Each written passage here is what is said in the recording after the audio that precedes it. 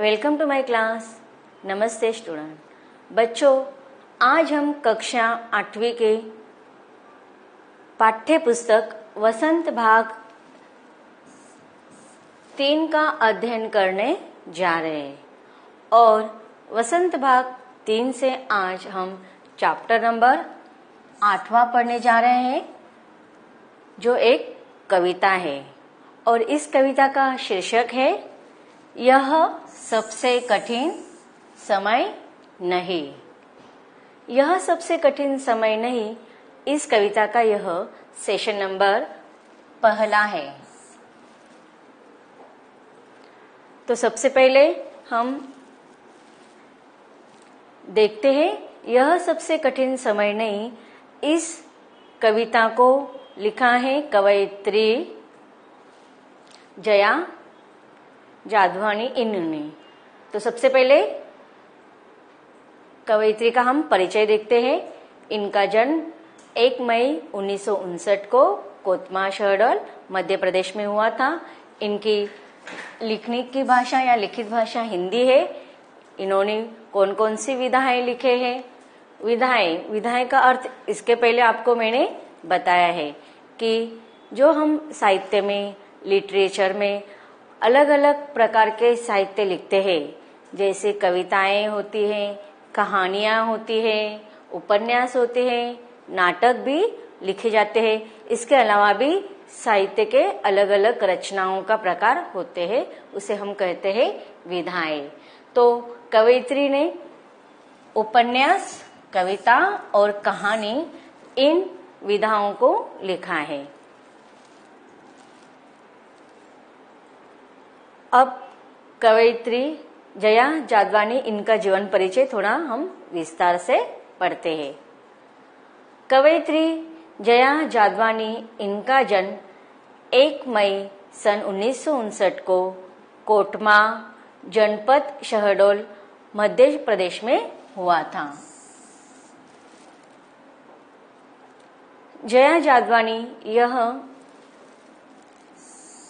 युवा पीढ़ी की सशक्त कहानीकार भी है और आधुनिक काल की कवयित्री मानी जाती है। सबसे पहले कवयित्री की कृतियों की अर्थात रचनाओं की जानकारी हासिल करते हैं। कवयित्री जया जादवानी, इन्होंने कुछ कविता संग्रह लिखे हैं जिनके नाम हैं मैं शब्द हूँ, अनंत भावनाओं के बाद भी, उठता है कोई एक मुट्ठी ऐश्वर्य। यह इनकी कविताओं का संग्रह है। कवयित्री जया जादवानी, इन्होंने कुछ कहानियों का संग्रह भी लिखे हैं। अब पढ़ते हैं उन्होंने कौन कौन सी कहानियां लिखी हैं।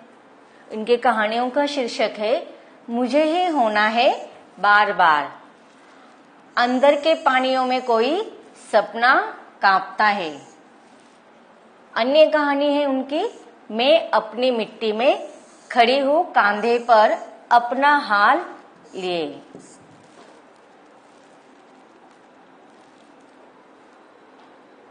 उपन्यास, इन्होंने लिखे हुए उपन्यास कुछ इस प्रकार है। तत्वमासी, कुछ न कुछ छूट जाता है, मीठो पानी, खारो पानी।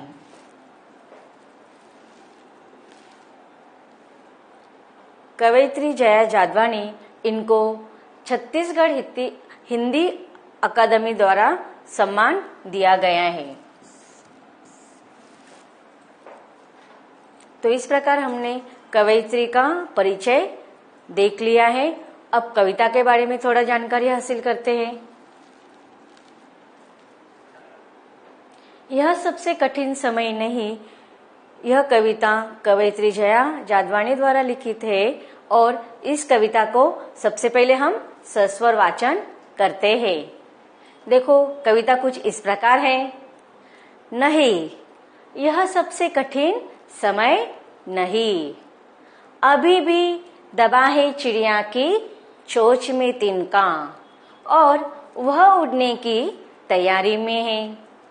अभी भी झड़ती हुई पत्ती थामने को बैठा है हाथ एक। अभी भी भीड़ है स्टेशन पर, अभी भी एक रेलगाड़ी जाती है गंतव्य तक, जहां कोई कर रहा होगा प्रतीक्षा।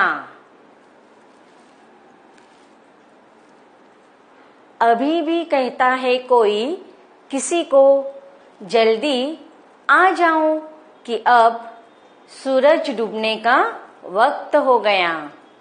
अभी भी कहा जाता है उस कथा का आखिरी हिस्सा जो बूढ़ी नानी सुना रही है सदियों से।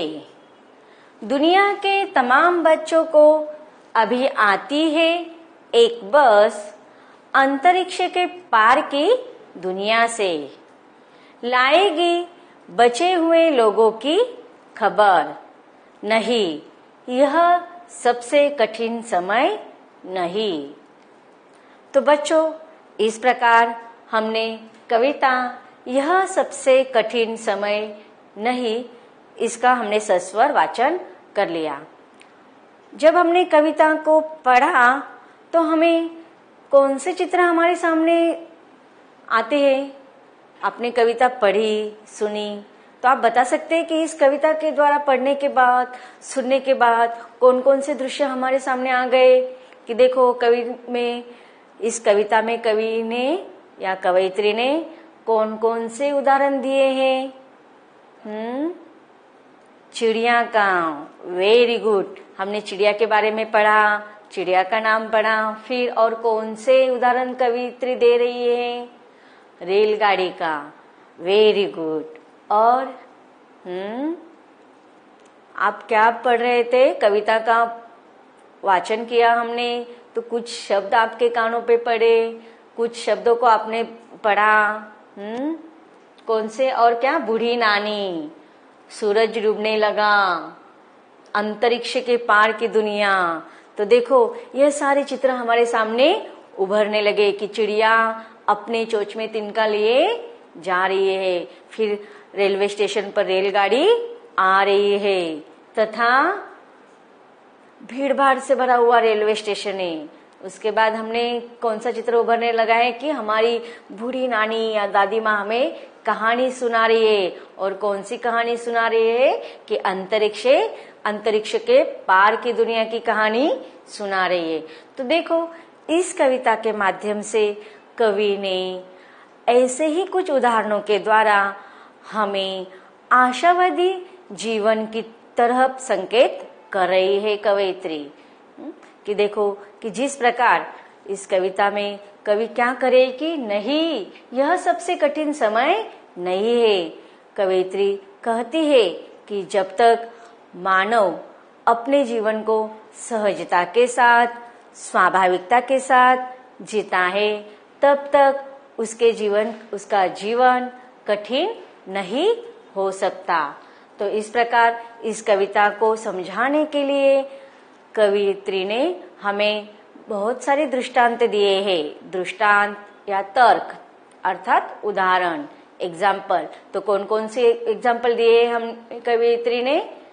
चिड़िया का, वेरी गुड। और रेलवे स्टेशन का।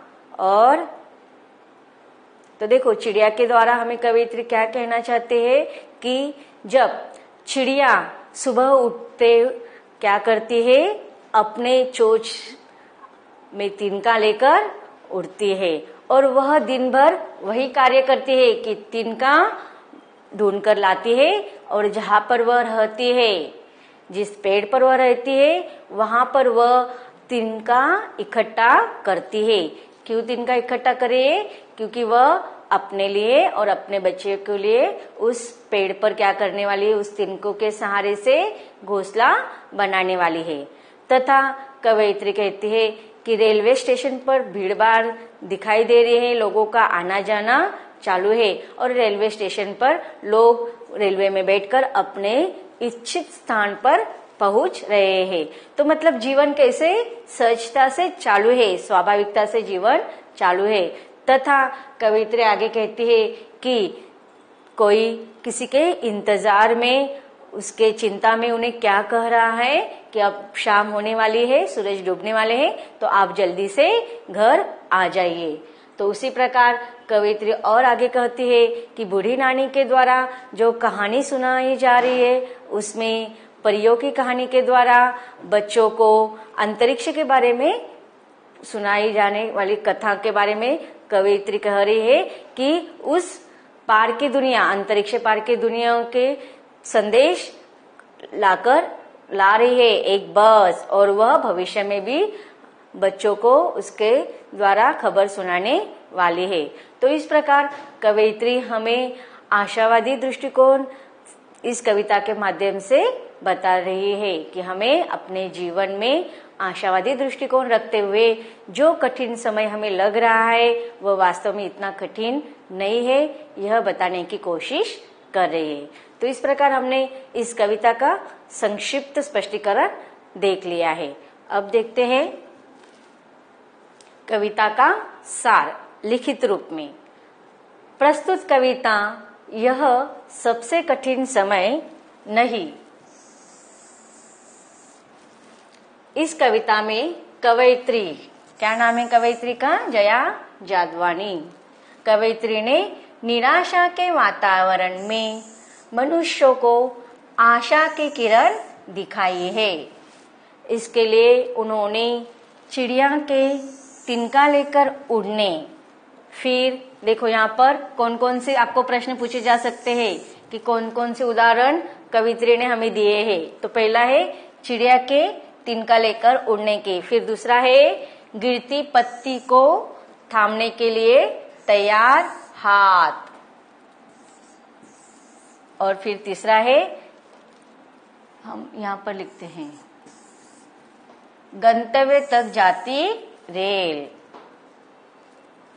और फिर चौथा है किसी के द्वारा अपने प्रियजन का इंतजार करने के उदाहरण कवयित्री ने प्रस्तुत किए हैं। इसमें और एक उदाहरण हम लिख सकते हैं, वह है कि बूढ़ी नानी के द्वारा जो कहानी, पुरानी कहानियां आज भी बच्चों को सुनाई जा रही है।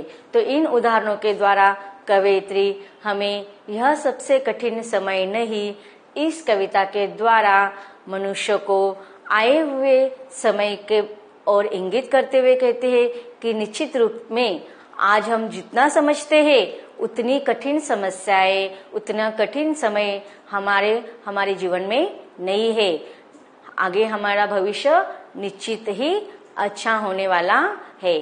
तो इस प्रकार इस कविता के माध्यम से कवयित्री ने हमें आशावादी दृष्टिकोण रखते हुए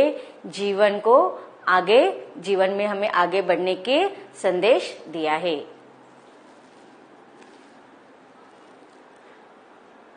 तो बच्चों, अब तक हमने इस कविता में क्या क्या पढ़ा? सबसे पहले हमने कवयित्री जया जादवानी का जीवन परिचय, उनके अलग अलग साहित्यिक योगदान के बारे में हमने जानकारी हासिल की। फिर उसके बाद हमने कविता का सस्वर वाचन किया, फिर संक्षिप्त में उसका स्पष्टीकरण हमने पढ़ा, और उसके बाद हमने कविता का सार कि कवयित्री ने कौन कौन से दृष्टांत, कौन कौन से तर्क या कौन कौन से उदाहरणों के द्वारा हमें यह समझाने की कोशिश की है कि निश्चित रूप से यह कठिन समय नहीं, इसका वर्णन कवयित्री ने करवाया। और अब तक हमने यहाँ तक यह पढ़ा। अब इसके आगे हम कविता के अलग अलग काव्यांश को अलग अलग भाग में पढ़ेंगे इसके अगले भाग में। तो मिलते हैं इसके अगले भाग में।